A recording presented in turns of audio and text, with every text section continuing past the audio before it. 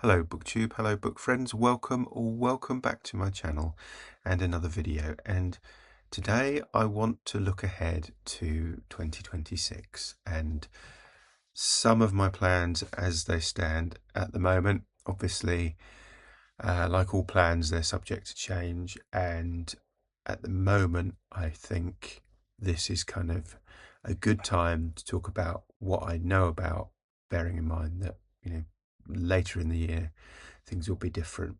um, I'm really only going to talk about the first kind of half of the year, purely because um, I've got the best picture of that.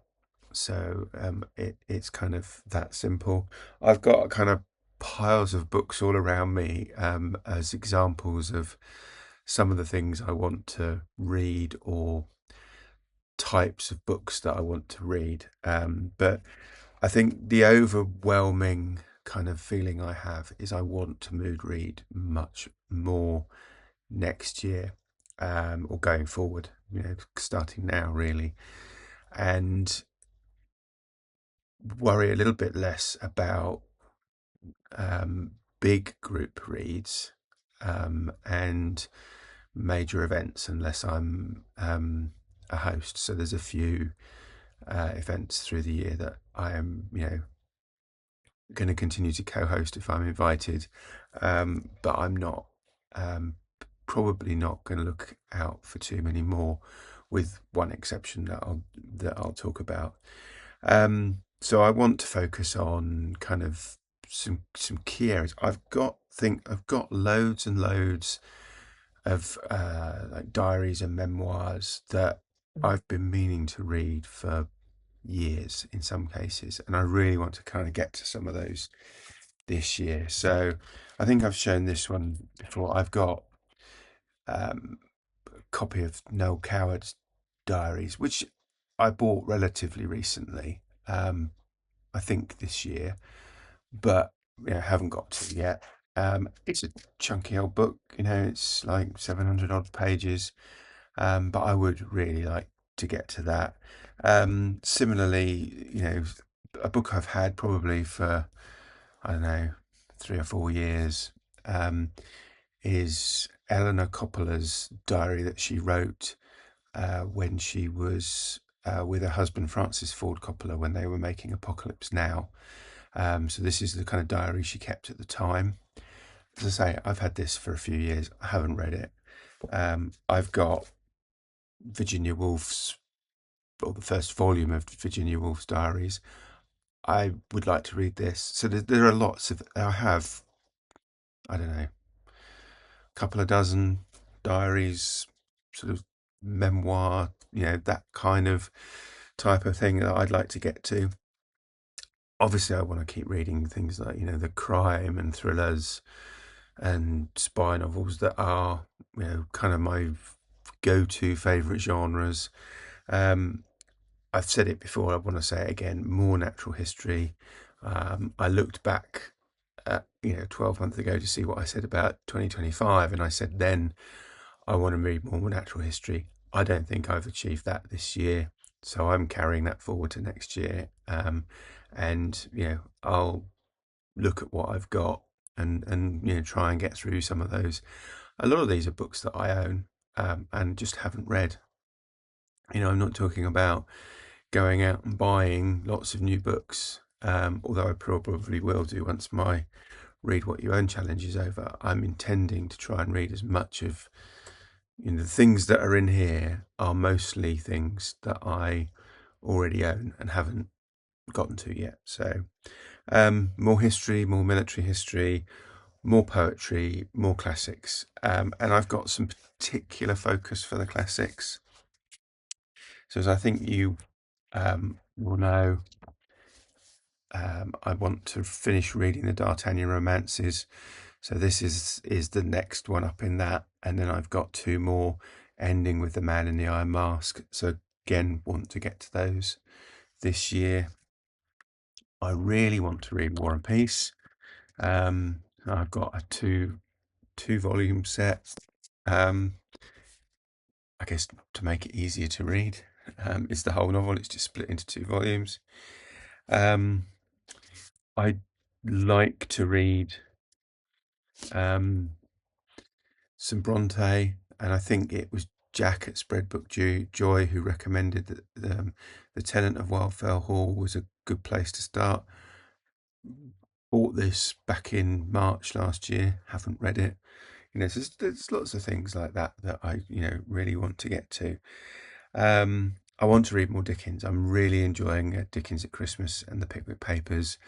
So I'm thinking what I'm going to do is carry on reading Dickens in the order that he published them. So that means I think Oliver Twist and Nicholas Nickleby would be the next kind of two. So if I can, I'd like to read both of those next year. My aim is to read 10 classics across the course of the year.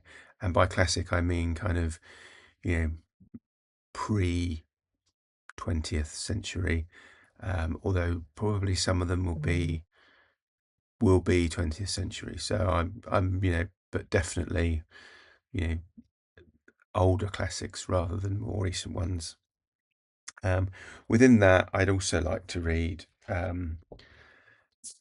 or read more Daphne du Maurier. I know Mark at Book Time with Elvis is doing du Maurier December. I just had too much on in December to take that on, otherwise I probably would. But I'm thinking of, in particular, Jamaica Inn and Frenchman's Creek. And I know Debs at Rainer Reed Stuff and Pat at Book Chat with Pat both want to read those two books. So I think we're doing Jamaica Inn in May and Frenchman's Creek in August. At least that's the plan at the moment. To say some of these plans may change, and I may well kind of rewrite some of those, but that's the plan, and I think that's pretty pretty likely to happen. Yeah, so that's that, and then there are a couple of other more modern authors who I'd really like to read more of. In particular, Peter Straub. Again, mentioned him on the channel before. Probably one of his books will be in my top 10 best reads of 2025, I think, at the moment. So I'd like to read more of his novels. I've got a few. I think a lot of them are being re-released at the moment, which is good news for me. If there are ones that I don't have that I'd like to read.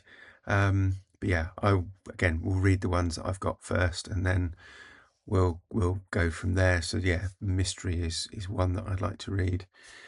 I'd also like to read some more Stephen King, but I've got particular novels that I want to read, and there's no kind of hard and fast reason for that.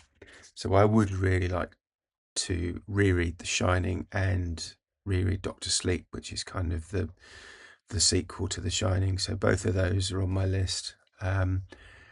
No idea when in 26 I'll get to them, but at some point.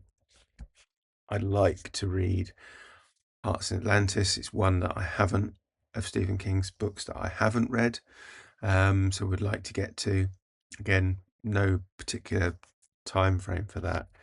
The Green Mile, another one would be a reread, which I guess I haven't read since it came out in the kind of, it came out originally in like little novella type format, and you had to collect, I don't know how many there were, a dozen or so, to collect them all to get the full story, and then it was released as a complete novel. So I would like to reread that. Another one I haven't read that I would like to read, and a lot of people on BookTube have kind of said it's one of their favourite Stephen King's, and that's 11/22/63 or 22/11/63, depending on where in the world you live. So I'd like to read that as well. Again, one that I haven't read. So there's a few books like that. I've also got a few buddy reads already lined up in addition to the Du Maurier. So January, I'm reading All Creatures Great and Small with Debs at Rainer Reed Stuff. This is a compendium of, I think, the first 3 or first 2 and a bit or something like that. I can't remember. I think it says in the front. So it's the first, because they were originally all released as standalones. So yeah, this is the first 2. So if only they could talk and it shouldn't happen to a vet, and then the first 3 chapters of Let Sleeping Vets Lie, because that then ties up some of the storyline that continues, through those first 3 books. And then in February, having a kind of Frankenstein February, reading this with Greg at Ghost Readers in the Sky, and possibly Pat, Book Chat Pat, and Gareth at Books, Songs and Other Magic. We just need to confirm that we're all doing it and it's not just Greg and I. And then also in February with Gareth again, Mythago Wood by Robert Holdstock, which is a kind of fantasy novel, first in a series, and I've only ever read the first, so planning to reread that with Gareth, and it's a reread for him as well, I think. And then possibly I might go on and read the other. I don't know how many there are, half a dozen or so in the series, so may well read all of those as well. And then in April, reading Catch-22 by Joseph Heller with another Alan from Big Hub Books and Classics. We've said we would read this in April, and that's still the plan. So yeah, looking forward to reading that. This is my dad's copy. I notice it's actually falling apart, so I might have to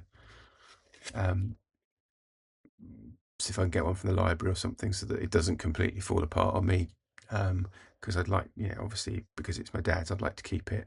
I'd quite like to keep it intact as well.